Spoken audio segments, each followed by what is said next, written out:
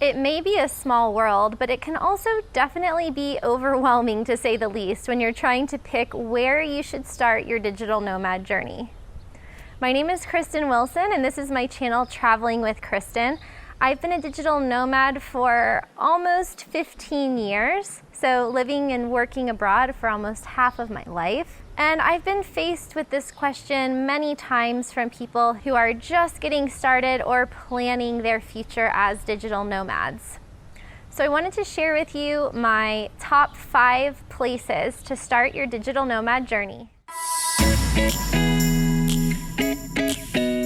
The first place I've chosen is a little bit of a twister because it's not actually a place at all. It is a global retreat for digital nomads. So this means any of the kind of digital nomad incubators or startup camps that you can choose anywhere in the world. So basically, I think a retreat is a really good place to consider starting your digital nomad journey. And why is that? So there are a lot of different options. You may have heard of places like Remote Year, Hacker Paradise, Wi-Fi Tribe, Unsettled, and a lot of the other digital nomad retreats and workations. Cowork Surf is another one. There's so many now. There's like infinite options.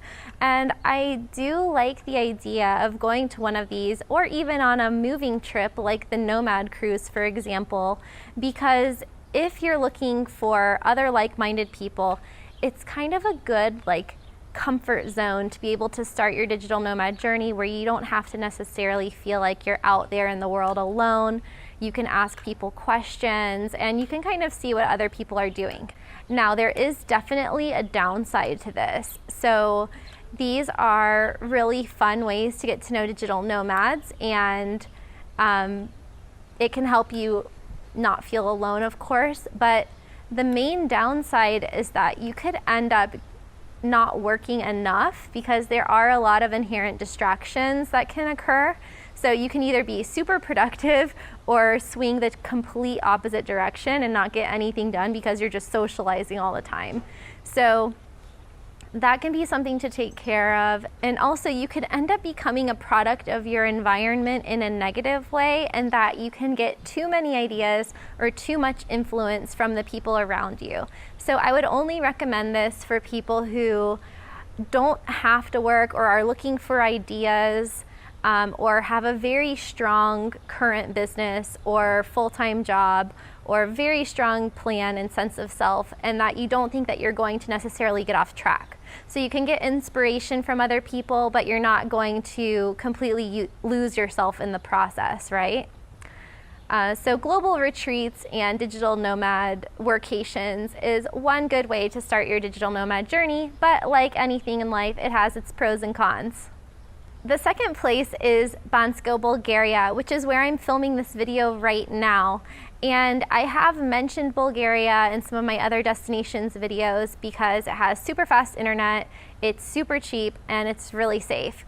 So I did pick Bansko specifically as a good place to start your digital nomad journey because there's a really tight-knit co-working community here. A guy named Matthias from Germany has started something called Coworking Bansko. And unlike many other co-working and co-living places that I've been to before, Coworking Bansko is really like a family, and it's much less transient than some other places like Bali, for example. So a lot of the people who come through here tend to stay for months at a time, or they end up living here or getting residency here for different reasons, or they end up coming back. So people might come back to Bansko 4 or 5 times in a year. So you can kind of feel at home here. You can bootstrap your startup, you can live cheap, you can save money, and you can also have a really healthy work-life balance. I'm actually standing outside in downtown Bansko right now, and it is the off season because it's summer, but it's really quiet. There's birds chirping. It's summer and it's a perfect temperature out, so we're surrounded by nature and the mountains, healthy, fresh food, and fast internet in a positive community at Coworking Bansko. There's also a lot of activities to take part in, so there's masterminds, You can go to lunch and dinner with people. There's regular trips to go on ATVs, to go to the hot springs, like all sorts of things. So it's a really good place to actually focus on your career without giving up your quality of life. Another good place to start off your digital nomad journey is Playa del Carmen, Mexico. And this is a place that in my relocation company, which is called Poker Refugees, I've helped many online poker players move to Playa del Carmen, and they've kind of created like a little online poker digital nomad city there where there's like 80 to 100 poker players living there at a time. And why do people love going there? So a lot of times I help my clients move there for 1 month or 3 months or 6 months, and they're still there like 3 years later or even 6 years later. And the reason for that is that Playa is just a very nice place to live. It has a close proximity to the US, Canada, Central America, South America, and it's really close to Cancun International Airport with direct flights from all over the world, tons of direct flights from Europe. So it's a really nice, sunny, tropical, safe place to go in Mexico. With a really up and coming digital nomad scene. And it's like living in a little tropical digital nomad or expat incubator bubble, so to speak. So it's cheap to live there. It's easily accessible, and you can meet a lot of foreigners, so you won't feel like you're all alone. It's a great place to meet a lot of young people, and actually people of all ages. There's a lot of retirees there. There's also a lot of tourists, so there can be a little bit of a transient feel, but there's also a lot of people who are living there year-round or who are coming seasonally. Playa is a place that I like to send clients who are just going abroad for the first time. So a lot of people who've never had a passport before go there and they feel comfortable, and it's very convenient. So you can focus on work, but you can still integrate a lot of work-life balance. You can access fresh smoothies, juices, coffee, iced coffees everywhere, co-working spaces, and a lot of places are open 24 hours a day or really late into the night. You can get delivery, you can get grocery delivery.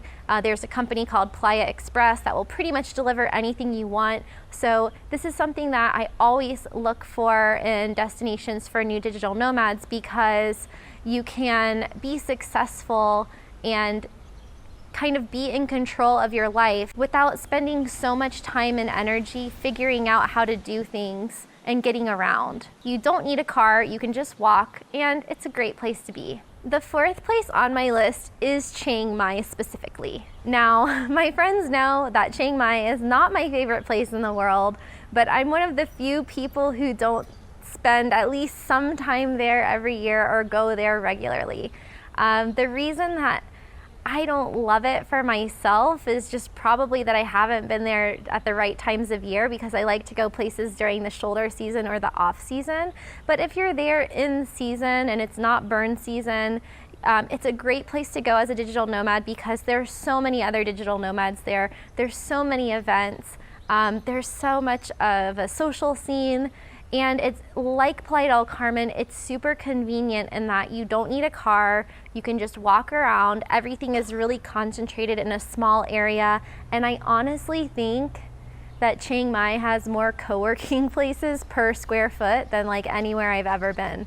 So you're never going to be short on high-speed internet and co-working places, and it also has a low cost of living. So Chiang Mai is another one of those digital nomad hubs, incubators like Playa and like a few other places that are just good to go and start off. But again, whenever you're going to a place like Chiang Mai with a lot of digital nomads or a digital nomad retreat, you need to be really careful about being influenced by other people.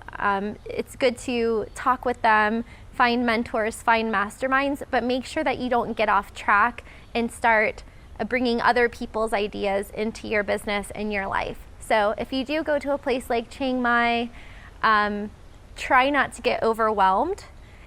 Everything is there for the taking, but make sure to stay focused on what you're doing as well. And the last place on my list that is frequently talked about in relation to Chiang Mai and places for new digital nomads to go is Bali. And again, this is a good spot that I think it's overhyped, to be honest. And I have been traveling there for a long time, and it has gotten more crowded and more expensive over the years. But it's still a really good place to get started because there's so many digital nomads there. There's so many co-working spaces. It still has an affordable cost of living, and it is a good jumping off point to get to other places in Southeast Asia. It can be a little bit more remote and the internet can be pretty spotty there, but if you just want to get your feet wet in the digital nomad lifestyle, Bali is a place that you can keep going back to and always enjoy it. I mean, it's just beautiful and the food is good. There's like juices and yoga and surfing and such a healthy lifestyle, so you can really have that balance. But again, just be careful that you have a really solid daily schedule so that you can be productive and spend more time working than playing, because that can be a really big temptation there. I know from experience, and I think anyone who's been there knows what I'm talking about. So those are my top 5 options for people starting out in the digital nomad lifestyle. If you want to go someplace that has a low barrier to entry, a low cost of living, a big digital nomad community, and a lot of work-life balance options.